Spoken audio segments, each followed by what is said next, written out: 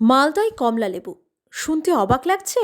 অবাক লাগার কিছু নেই, এটাই সত্যি। কোনো দার্জিলিংয়ের কমলা বাগানে নয়, মালদা শহরের একটি বাড়ির ছাদেই ফলছে এমন কমলা। দুটি গাছে ফলেছে শতাধিক কমলা। এই বছর প্রথম নয়, গত 3 বছর ধরে বাড়ির ছাদে গাছ ভর্তি কমলা ফলছে। তবে এই বছর সব থেকে বেশি ফলেছে। আকারে বড়, খেতেও মিষ্টি মালদার ছাদ বাগানে উৎপাদিত এই কমলা। মালদা শহরের সিংহাতলা এলাকার বাসিন্দা প্রাক্তন স্কুল শিক্ষক অতনু কুমার ঝা বাড়ির 3 তলার ছাদে তৈরি করেছে ছাদ বাগান। সেখানেই শখে গত 4 বছর আগে দুটি কমলালেবুর চারা লাগিয়েছিলেন তিনি। মালদার মাটিতে আদৌ কমলালেবুর গাছ হয় কিনা পরীক্ষামূলকভাবে তিনি গাছ লাগিয়েছিলেন, কিন্তু চারা লাগানোর 1 বছর পর থেকেই ফল হতে শুরু করেছে। দুটি গাছেই 3 বছর ধরে কমলা ধরছে। তার ছাদ বাগানে গাছের কমলা খেতে মিষ্টি, এমনকি আকারেও বড়। অনেকদিন রেখে এই কমলা খাওয়া যায়। পরীক্ষামূলকভাবে গাছ লাগিয়ে তিনি সফল হয়েছেন। মালদার মাটিতেও কমলা লেবুর বাগান তৈরি সম্ভব বলে জানান তিনি। ছাদ বাগানে কমলা গাছ পরিচর্যা করতে তেমন কোনো রাসায়নিক ব্যবহার করেননি তিনি। শুধুমাত্র জৈব সার দিয়েই এই ফলন। নির্দিষ্ট সময়ে গাছে জল দেন তিনি। যে কেউ ছাদ বাগানে এই কমলা গাছ লাগাতে পারেন। বেকার যুবকরা অল্প জায়গাতেই কমলা চাষ করে উপার্জন করতে পারবেন। ছাদ বাগানের কমলার ফলন যে ব্যাপক হারে হতে পারে তার দৃষ্টান্ত তৈরি করেছেন প্রাক্তন শিক্ষক। কমলালেবুর গাছের পাশাপাশি বর্তমানে কাটিমন প্রজাতির আম দেখতে পাওয়া যায় তার ছাদে। এছাড়াও রয়েছে কাঁঠাল, কামরাঙা, পেয়ারা, লেবু, জামরুল, আপেল সহ বিভিন্ন প্রজাতির গাছ।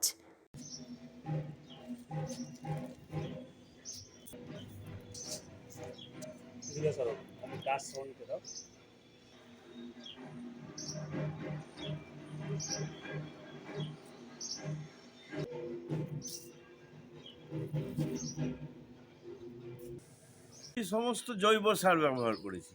গাছ লাগানো আমার শখ। আমি বাগানও করেছি, মালটা বাগান আছে আমার, আম বাগান তো ছিলই। এখন উন্নত মানের গৌরমতি আমেরও চাষ আমি করছি।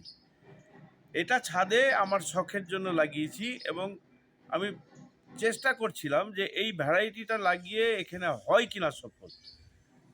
আমি সফল। এই ভ্যারাইটি মালদার এই ক্লাইমেটেই হওয়া সম্ভব।